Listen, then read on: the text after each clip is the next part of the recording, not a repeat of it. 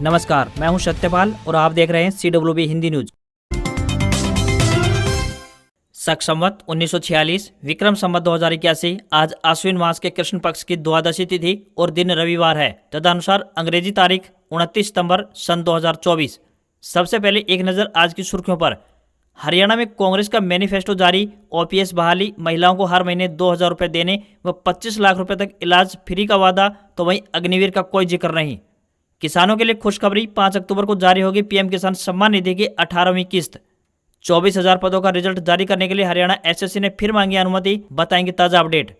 सरकारी नौकरी अपडेट, नाबार्ड में ऑफिस अटेंडेंट की वैकेंसी, 10वीं पास को मौका, रिजर्व कैटेगरी को उम्र और फीस में मिलेगी छूट।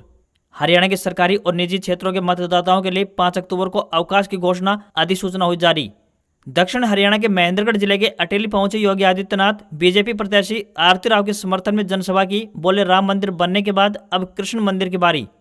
PPF और सुकन्या समृद्धि योजना के नियमों में सरकार ने किया बड़ा बदलाव, नहीं किया ये काम तो बंद हो जाएगा खाता। हरियाणा में परमल व 1509 धान की सरकारी खरीद शुरू, बताएंगे किसानों को क्या मिल रहा है ताजा भाव। पलवल में दीपेंद्र हुड्डा ने किया मेट्रो चलाने का वादा, तो वहीं बुजुर्गों की बढ़ाई जाएगी पेंशन, बोले BJP सरकार में अपराध, नशा और बेरोजगारी बढ़ा। IBPS RRB प्रीलिम्स 2024 के रिजल्ट जारी, 6 अक्टूबर को होगा मेंस एग्जाम। और NSE और BSE ने ट्रांजैक्शन फीस में किया बदलाव, 1 अक्टूबर से cash, futures and option transaction के ट्रेड में लागू होंगी नई दरें। और अब खबरें विस्तार से। हरियाणा में मौसम में परिवर्तन देखने को मिल रहा है। सुबह शाम ठंड का एहसास भी हो रहा है। मौसम विभाग का कहना है कि अब की बार सामान्य से अधिक बरसात होने के चलते ठंड जल्दी शुरू हो सकती है। वर्तमान में तापमान कम होने के कारण ठंड की दस्तक महसूस की जा रही है। प्रदेश के 17 जिलों में दिन का अधिकतम तापमान कम होकर 30 डिग्री सेल्सियस तक पहुंच चुका है, लेकिन 5 जिले ऐसे हैं जहां अभी भी गर्मी महसूस हो रही है। सबसे गर्म जिलों की बात करें तो प्रदेश का सिरसा जिला रहा। यहाँ का अधिकतम तापमान 37.5 डिग्री सेल्सियस रिकॉर्ड किया गया। इसी बीच मौसम विभाग द्वारा मौसम पूर्वानुमान जारी किया गया है। चौधरी चरण सिंह हरियाणा कृषि विश्वविद्यालय हिसार के कृषि मौसम विज्ञान विभाग ने जानकारी देते हुए बताया कि प्रदेश में आमतौर पर 2 अक्टूबर तक मौसम परिवर्तनशील बना रहेगा। इस दौरान बीच बीच में आंशिक बादलबाई देखने को मिल सकती है। मौसम खुश्क बना रहेगा और मध्यम गति से उत्तर पश्चिमी हवाएं चलने के आसार भी बने हुए हैं। इसके प्रभाव से दिन के अधिकतम तापमान में हल्की बढ़ोतरी दर्ज की जाएगी। साथ ही वातावरण में नमी की मात्रा में भी गिरावट दर्ज की जा सकती है। विभाग का कहना है कि आने वाले दिनों में 1 अक्टूबर से दिन के तापमान में कमी दर्ज की जाएगी। यह 1 से 2 डिग्री सेल्सियस तक हो सकती है। अगर आप अपने लिए नौकरी तलाश रहे हैं तो बता दें कि national bank for agriculture and rural development यानी नाबार्ड में ग्रुप C के तहत ऑफिस अटेंडेंट के पदों पर भर्ती के लिए एक नोटिफिकेशन जारी किया गया है। इस भर्ती के लिए आवेदन प्रक्रिया 2 अक्टूबर 2024 से प्रारंभ होने जा रही है। आवेदन शुरू होने के बाद उम्मीदवार ऑफिशियल वेबसाइट www.nabard.org पर जाकर अप्लाई कर सकेंगे। एजुकेशनल क्वालिफिकेशन की बात करें तो किसी भी मान्यता प्राप्त बोर्ड से 10वीं पास होने चाहिए। आयु सीमा न्यूनतम 18 साल और अधिकतम 30 साल निर्धारित की गई है। आरक्षित वर्ग के उम्मीदवारों को अधिकतम आयु में छूट दी जाएगी। साथ ही फीस की बात करें तो सामान्य OBC EWS के लिए 450 रुपए फीस तय की गई है, तो वही अनुसूचित जाति अनुसूचित जनजाति के लिए 50 रुपए तय की गई है। सैलरी की बात करें तो 35,000 रुपए प्रति माह मिलेगी। आप ऑफिशियल वेबसाइट nabard.org पर जाकर अप्लाई कर पाएंगे। हरियाणा में इन दिनों विधानसभा चुनाव को लेकर सभी पार्टियों में हलचल देखने को मिल रही है। आरोप प्रत्यारोप का दौर जारी है। इसी कड़ी में प्रदेश कांग्रेस ने 40 पन्नों का एक मैनिफेस्टो जारी कर दिया है। इसमें दावा किया गया है कि 18 से 50 साल की महिलाओं के खाते में 2,000 रुपए आएंगे। इसके अलावा महिलाओं को सरकारी नौकरी में 33% आरक्षण मिलेगा। इस मैनिफेस्टो के तहत लोगों को 25 लाख रुपए तक का मुफ्त यानी फ्री इलाज मिलेगा। गवर्नमेंट एम्प्लॉय के लिए पुरानी पेंशन स्कीम बहाल की जाएगी। इसके साथ ही हरियाणा कौशल रोजगार निगम बंद कर दिया जाएगा। किसानों के पोर्टलों को भी बंद कर दिया जाएगा। PPP की रिव्यू कराई जाएगी। वहीं शहीद के परिवार को सहायता राशि के रूप में 2 करोड़ रुपए प्रदान किए जाएंगे। केंद्र सरकार की तरफ से किसानों के लिए एक बड़ी खबर सामने आई है। दरअसल प्रधानमंत्री किसान सम्मान निधि योजना को 18वीं किस्त का इंतजार बहुत जल्द समाप्त होने वाला है। बता दें कि आगामी 5 अक्टूबर को सभी किसानों के बैंक खाते में किस्त की राशि डाल दी जाएगी। इस योजना की शुरुआत की बात करें तो साल 2019 में की गई थी। इसके तहत साल भर में सरकार की ओर से किसानों को 3 बार किस्त जारी की जाती है। अभी तक 17 किस्त जारी हो चुकी है। वहीं अगर आपके पास eKYC नहीं है तो आप इस योजना का लाभ लेने से वंचित रह जाएंगे। यदि आपने अभी तक eKYC नहीं कराया है तो जल्द ही नजदीकी CSC सेंटर पर जाकर eKYC अवश्य अपडेट करवा लें। आधार कार्ड ले जाना न भूलें। हरियाणा विधानसभा चुनाव के चलते राज्य में 24,000 पदों की भर्ती अटक गई है। हरियाणा कर्मचारी चयन आयोग यानी HSSC ने इस भर्ती का परिणाम जारी करने को लेकर इलेक्शन कमीशन को पत्र लिखा था, मगर वहां से अनुमति नहीं मिली। इन पदों का परिणाम जारी कराने को लेकर आयोग ने एक बार फिर से मुख्य सचिव को पत्र लिखा है। इस बार पत्र में पंजाब एंड हरियाणा हाईकोर्ट के आदेश का हवाला दिया गया है, जिसमें 6 महीने में रिजल्ट जारी करने के आदेश है। आयोग के सचिव का कहना है कि यदि तय अवधि में परिणाम जारी नहीं किया गया तो अदालत की अवमानना हो सकती है और इस पर हाईकोर्ट प्रतिकूल फैसला दे सकता है। बता दें कि 31 मई 2024 को हाईकोर्ट ने इस बारे में ये आदेश दिए थे। ऐसे में आदेश को 4 महीने बीत चुके हैं। हरियाणा एसएससी ने मुख्य सचिव को लिखे पत्र में इस बात का भी जिक्र किया है कि ग्रुप सी की इन भर्तियों को लेकर आयोग में लगातार अभ्यर्थी आते जा रहे हैं। साथ ही फोन और ईमेल के माध्यम से भी अभ्यर्थी परीक्षा परिणाम जानने का और जारी करने का दबाव बना रहे हैं। धान की सरकारी खरीद के लिए 1 अक्टूबर का दिन तय किया गया था, लेकिन कुछ मंडियों में धान की ज्यादा आवक को देखते हुए सरकार ने अब 27 सितंबर से धान की सरकारी खरीद शुरू कर दी है। बल्लभगढ़ मार्केट कमेटी के सचिव एवं कार्यकारी अधिकारी इंद्रपाल सिंह ने बताया कि सरकार ने 27 सितंबर से परमल धान की सरकारी खरीद शुरू कर दी है। उन्होंने बताया कि मंडी में 1509 किस्म के धान की आवक शुरू हो चुकी है। हालांकि बारिश से कुछ जगहों पर धान की फसल जमीन पर गिर गई थी, जिससे उनका दाना काला पड़ गया है। अभी जो धान आ रहा है उसमें नमी की मात्रा ज्यादा दर्ज की जा रही है। इंद्रपाल सिंह ने बताया कि 1509 किस्म धान में नमी की मात्रा ज्यादा होने की वजह से फिलहाल भाव कम मिल रहे हैं। मंडी में किसान का धान 2000 से लेकर 2500 रुपए प्रति क्विंटल तक बिकता हुआ दिखाई दे रहा है। उन्होंने किसानों से धान को सुखाकर लाने की अपील की है ताकि बेचने में किसी भी तरह की कोई परेशानी न झेलनी पड़े। वहीं मंडी में प्रवेश करने वाले किसानों का गेट पास बनाने के लिए कर्मचारियों की ड्यूटी मंडी के गेट पर लगा दी गई है।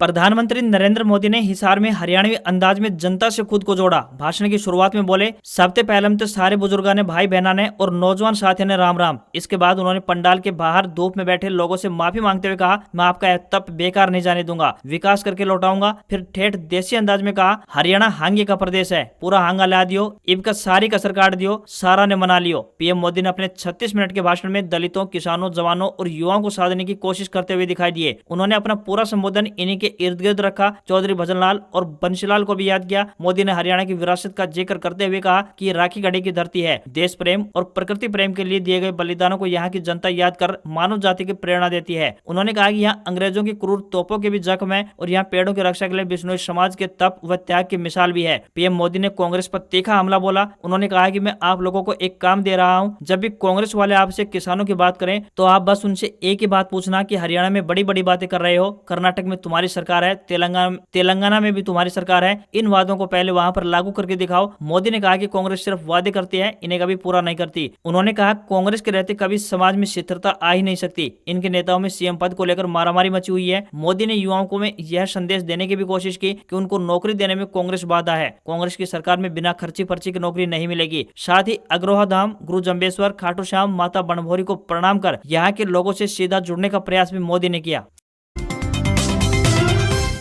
पूर्व मुख्यमंत्री और नेता प्रतिपक्ष भूपेंद्र सिंह हुड्डा ने कहा कि भाजपा सरकार ने हरियाणा को पलायन राज्य बना दिया है, क्योंकि आज रंगदारी के डर से कंपनियां व कारोबारी हरियाणा से पलायन कर रहे हैं। आरोप लगाते हुए कहा कि रोजगार न मिलने की वजह से युवा दूसरे प्रदेश व देशों में पलायन कर रहे हैं। भाव न मिलने की वजह से किसान खेती से पलायन कर रहे हैं। अग्निवीर से दुखी युवा स्टेडियम से पलायन कर गए और हरियाणा की नौकरियां दूसरे राज्यों में पलायन कर रही है। हुड्डा शनिवार को कलायत के जाखोली गाँव में एक चुनावी जनसभा को संबोधित करने पहुंचे थे। सरकार बनने पर कांग्रेस सुनिश्चित करेगी कि हरियाणा से अपराधियों, बदमाशों, नशाखोरी, बेरोजगारी, महंगाई व तानाशाही का पलायन हो और प्रदेश विकास व खुशहाल में देश का नंबर 1 राज्य बने। हुड्डा ने यहाँ एक बार फिर से धान के किसानों की परेशानी का जिक्र किया। उन्होंने कहा कि कांग्रेस कार्यकाल में धान की सरकारी खरीद 15 सितंबर से शुरू की जाएगी। इस मौके पर जयप्रकाश जेपी ने बताया कि कांग्रेस ने ऐसा घोषणा पत्र तैयार किया है जो हर वर्ग की उम्मीदों पर खरा उतरेगा।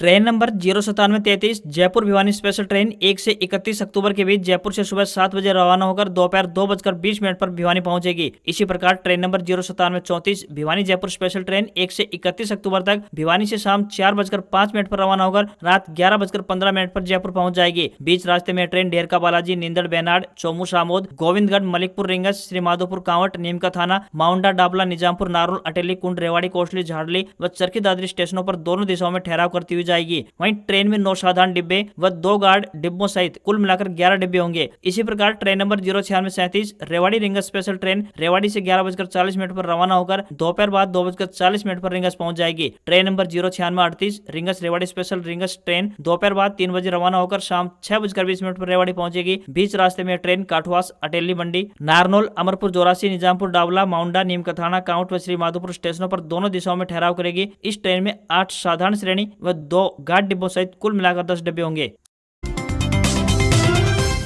हाल ही के कुछ समय में छोटे बचत खातों के नियमों में सरकार द्वारा कुछ जरूरी बदलाव किए गए हैं। इसका मुख्य उद्देश्य दादा दादी या नाना नानी के नाम पर खोले गए पुराने खातों को नियमित करना है। इन नए नियमों का असर एनआरआई यानी कि आवासीय भारतीय खाता धारक व सुकन्या समृद्धि योजना दोनों खातों पर पड़ेगा। बता दें कि अगर किसी एनआरआई का पीपीएफ खाता है तो उन्हें पोस्ट ऑफिस सेविंग अकाउंट की ब्याज दर पर ब्याज मिल रहा है। 30 सितंबर 2024 तक ब्याज की दरें लागू रहेंगी, लेकिन उसके बाद इन पर लगने वाला ब्याज की दर घटकर 0% हो जाएगी। इसका मतलब यह होगा कि यदि कोई एनआरआई खाता धारक अपने खाते को अपडेट नहीं करता है तो उन्हें कोई ब्याज नहीं दिया जाएगा। इससे बचने के लिए ऐसे खाता धारकों को अपने खातों की जानकारी अपडेट करने की सलाह दी जाती है। वहीं दूसरी तरफ यदि किसी खाता धारक के पास एक से ज्यादा पीपीएफ खाते हैं तो केवल एक मेन खाते पर ही ब्याज दर लागू होगी। बाकी खातों में जो भी अमाउंट जमा होगा उसे प्राइमरी खाते में ट्रांसफर कर दिया जाएगा। वह खाते जिन्हें दादा दादी या नाना नानी ने बिना माता पिता के नाम पर खुलवाया था उन्हें कानूनी अभिभावकों या फिर प्राकृतिक माता पिता के नाम पर ट्रांसफर करना जरूरी होगा। ऐसा करने से खातों में पारदर्शिता बनी रहेगी। हिंदू धर्म में कुल मिलाकर 4 नवरात्रि आती हैं, जिनमें से 2 गुप्त नवरात्रि तो वहीं एक चैत्र नवरात्रि और एक शारदीय नवरात्रि होती है। सभी का अपना अपना विशेष महत्व बताया गया है। हिंदू पंचांग के अनुसार आश्विन महीने के शुक्ल पक्ष की प्रतिपदा तिथि से शारदीय नवरात्र की शुरुआत हो जाती है। अब की बार नवरात्रों की शुरुआत 3 अक्टूबर से होने जा रही है, जो कि 11 अक्टूबर को समाप्त हो जाएंगे। आश्विन शुक्ल पक्ष की अष्टमी तिथि 10 अक्टूबर 2024 को दोपहर 12:31 से शुरू होगी और 11 अक्टूबर 2024 को दोपहर 12:06 पर समाप्त होगी। इसके बाद नवमी तिथि लग जाएगी, जो कि 12 अक्टूबर को सुबह 10:57 पर समाप्त हो जाएगी। ऐसे में नवरात्रि की अष्टमी तिथि और नवमी का व्रत 11 अक्टूबर 2024 को ही रखा जाएगा। इसके अलावा 11 अक्टूबर को महाअष्टमी पर संगी पूजा भी की जाती है। शारदीय नवरात्रि का पहला दिन 3 अक्टूबर को है। इस दिन कलश स्थापना या फिर घट स्थापना की परंपरा सदियों से चली आ रही है। नवरात्रि के पहले दिन मां शैलपुत्री की पूजा अर्चना की जाती है।